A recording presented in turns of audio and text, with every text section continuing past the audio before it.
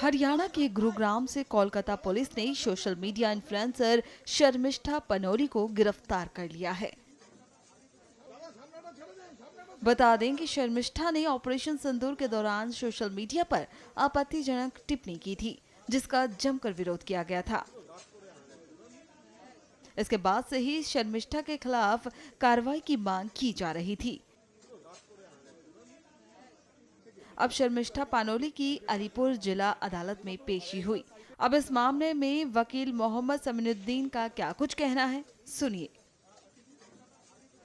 We moved our bail application before the learned court, citing that the articles that were used, that has been allegedly stated by the prosecution to have been used, being the mobile phone and the laptop, has already been seized.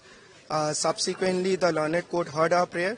The police custody prayer was sought by the prosecution, which was turned down and rejected, and subsequently the accused has been remanded to judicial custody till 13th of June 2025.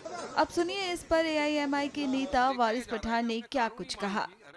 किसी को भी, कोई भी हो, हिंदू मुस्लिम सिख ईसाई, किसी को भी किसी की रिलीजियस सेंटिमेंट्स को हर्ट करने का कोई अधिकार नहीं है। अब पाकिस्तान को जितनी भर के गालियां देना है आप दीजिए, भर भर के गालियां दीजिए, हमको कोई एतराज नहीं है।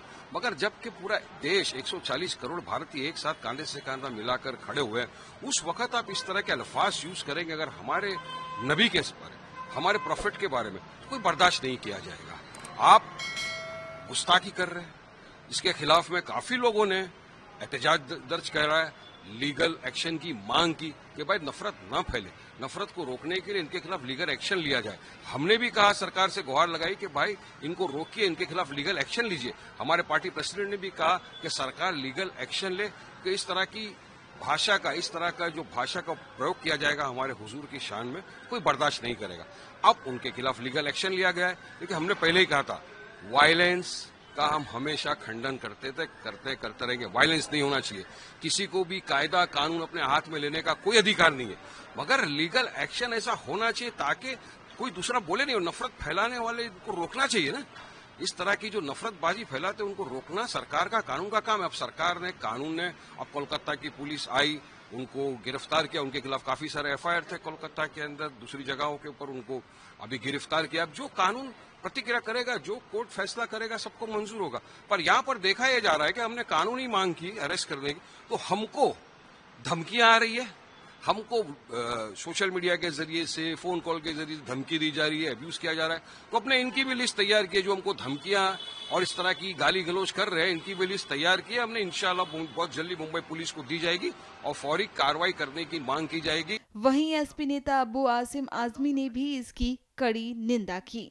मैं मुबारकबाद दूंगा उन तमाम सरकारें जो किसी के रिलीजियस सेंटिमेंट को हर्ट करता हो, जैसे हुजूर पाक सल्लल्लाहु अलैहि वसल्लम हो गए, या कोई देवी देवता हो गए, या इस देश के कोई इंपॉर्टेंट पर्सन जैसे छत्रपति शिवाजी महाराज हो, गांधी जी हों, डॉक्टर भीमराव अम्बेडकर साहब हों, जिनको दुनिया चाहती है, जो रिस्पेक्टेड लोग हैं, ऐसे लोगों के खिलाफ अगर कोई अपमानित जनक बातें बोलता है, तो मैं आज नहीं 50 बार मैं असेंबली में बोल चुका हूं साहब, ये एक इससे बहुत बड़ा लॉ एंड ऑर्डर की सिचुएशन खराब हो जाती है।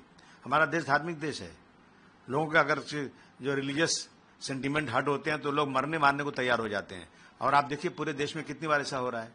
लेकिन मैं देख रहा हूं हमारी सरकार महाराष्ट्र की, ये बिल्कुल फिक़ा परस्त सरकार है। अगर चाहे एमएफ हुसैन साहब ने कोई देवी देवताओं की तस्वीर कोई बना दी जिसपे लगा हिंदू भाइयों को कि हमारी सेंटिमेंट हर्ट हो रहे हैं, तो उनके खिलाफ इतने एफआईआर हुए कि उनको हिंदुस्तान छोड़ के भागना पड़ा।